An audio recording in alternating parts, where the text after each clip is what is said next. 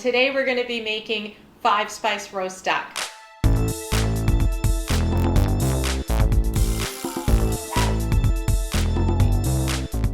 Now, today's duck is heavily influenced by the Chinese style Pipa Duck, which differs from a Peking duck because a Pipa Duck is butterflied.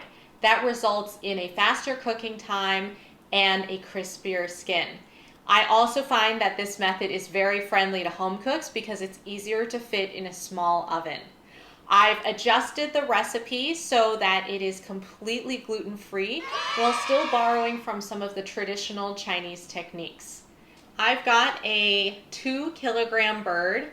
It was $12.95 at Costco. Very good deal. And the first thing to do is just take it out of the package. There's going to be a lot of juice, so I'm going to do this over the sink. It's good to have a little rag handy. Cut off the wing tips first. Cut through that skin. Pop the joint.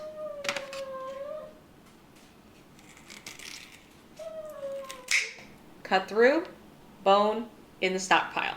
Next step for us is to open the bird up.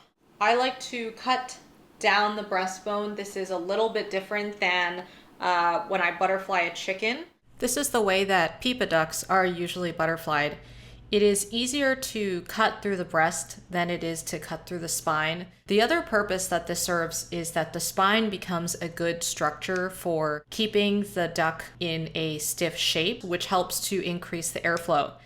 I cut up into the wishbone and then took the wishbone out so that the duck would lay flat. After wrestling the wishbone off, I threw it in the compost.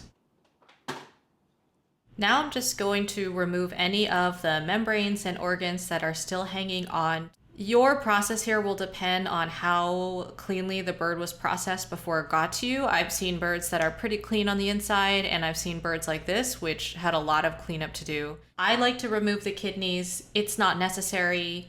I just like when the bird is clean on the inside, and it's a nice snack for the dog. I'm also going to trim the excess fat from the neck skin that's typically left on for Canadian and American birds. And I'm going to trim the tail as well. There are glands here inside the neck that a lot of butchers will remove before rendering the fat. I've never removed those glands. I'm not sure how much that would affect the flavor. None of this gets thrown out. The fat gets reserved to render fat later. The bony parts are for stock, and all of the organs and membrane meat went to the dog. I'm just going to score some places inside the bird so that it can lay flatter when we're drying it out. I'm going to take some paper towels and pat the bird dry. Now we're ready to season, but first I'm going to clean up and wash my hands. Now I'm going to season the inside of the bird with some salt and some 5-spice powder. This is just store-bought 5-spice powder. All I'm doing is making sure there is a good coat of both 5-spice and salt on the back of the bird. I love to do it this way because in the past when I've gotten salt on the skin, it created some hot spots and uneven cooking. Now we're going to take our duck over to the sink. I've got my hot water ready, and we're going to blanch the skin of the duck. This is going to cause the duck skin to shrink and help us achieve a crispy skin. You want to be careful here because the water is very hot. That is why I pre-cleaned the sink. It's nice to have a clean sink and know it's okay if the duck goes in there instead of burning your hand. I like to hold it by the leg, and you're actually gonna flip your sheet pan upside down. This is so that the hot water can run off into the sink. And then you're gonna take your hot water and slowly pour it over the skin. You'll see immediately that the skin starts to tighten up. I do this with at least 1 liter of hot water. Go slow so you don't burn yourself. Turn the duck around and switch hands to make sure that you got under all the spots. See, I missed 2 spots here. I've got half a cup of apple cider vinegar and a tablespoon of honey, and I'm going to mix that together. Now I'm going to mop the duck with this vinegar and honey solution. The hard part's over. I've got the duck resting on an upside down roasting rack. This is to maximize the airflow around the bird.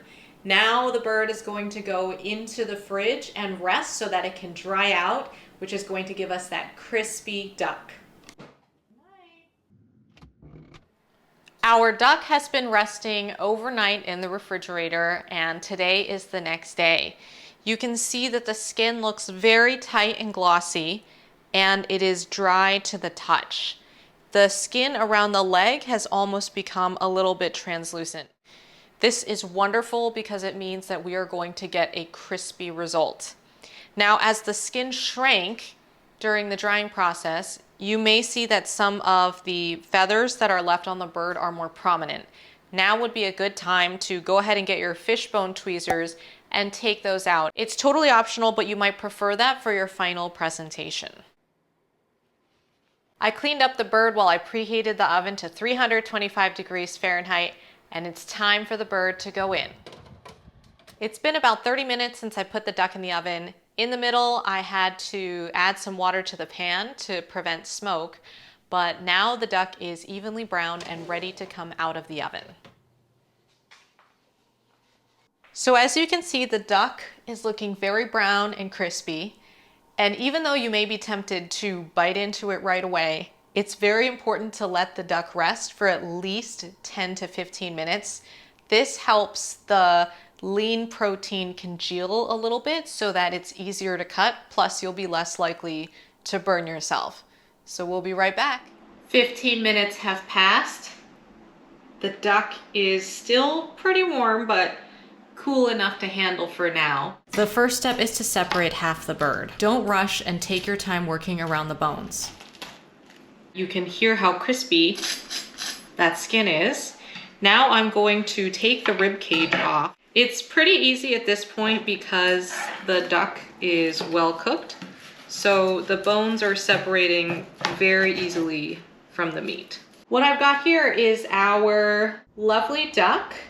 I've prepared some sliced cucumber and scallion, as well as my gluten-free cassava flour tortillas. Let's make a little duck wrap. I'm going to have mine with a little bit of gluten-free hoisin sauce.